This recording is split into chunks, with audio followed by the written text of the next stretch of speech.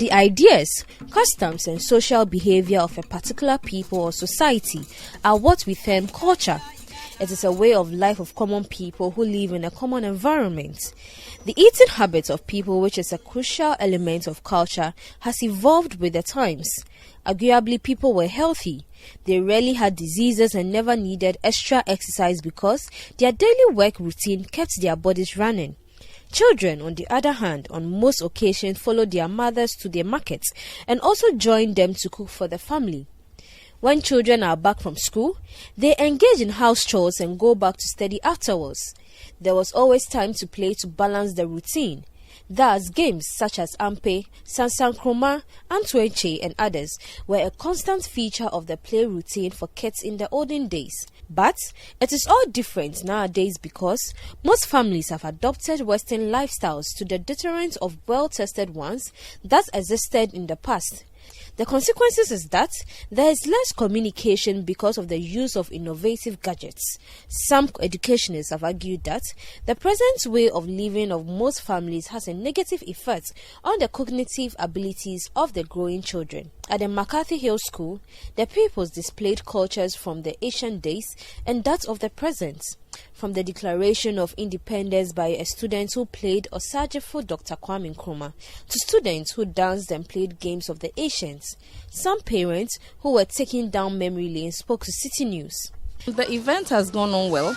It has taught us and has taken us back into time in the olden days and taught us a lot of things that we used to do in those days. And it has really made us remember some of the things that we did in our childhood, like entreated and the imbibe and the sansankroma and all that, and the Anansi stories. A lot of children these days don't listen to Anansi stories, but what they have depicted here is telling us a lot about what we used to do. And I was really intrigued when they were telling history about Adowa, how it came about that an old woman was sick and they wanted to cure her, and the farmers had to go into the bush to get an animal, and that came about, and it was quite interesting. I think what they've tried to display here takes us back to the old days when we were growing up.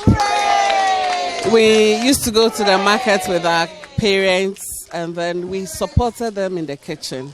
We would wake up by 5, sweep. By 5 a.m. you are sweeping. When you come back from school, you help them cook, you help them clean up the kitchen. And then at the same time, after everything is done, you sweep the compound before going to sleep. And then we also sit around the sitting room, watch TV together. So there was that kind of communication, family gathering. Yeah, I think they tried to bring us back to those old days, which we are not doing. I myself, I think I'm guilty of that. We are not doing that. So I think it's a wake-up call for myself and I think other parents here. The director for the McCarthy Hill School, Lydia Safo Anno, advised parents to adopt a healthy mix of old and modern lifestyles in bringing up their children. My advice is just simple. Sign kofa. I think our old cultural practices and customs, we have some goodness in there. Especially by way of, growing, the children growing. I think we are missing out on our cultural practices. The westernization is too much.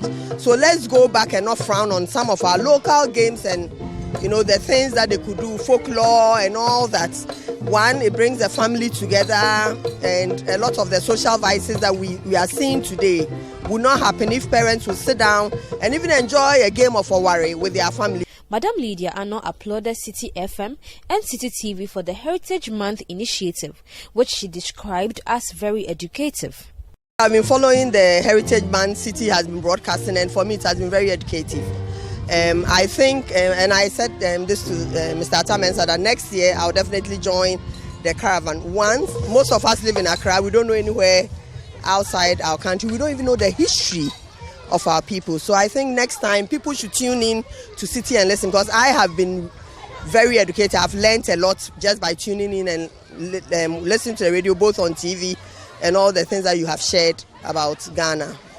Reporting for Citi News, I am Na Adole Moffat.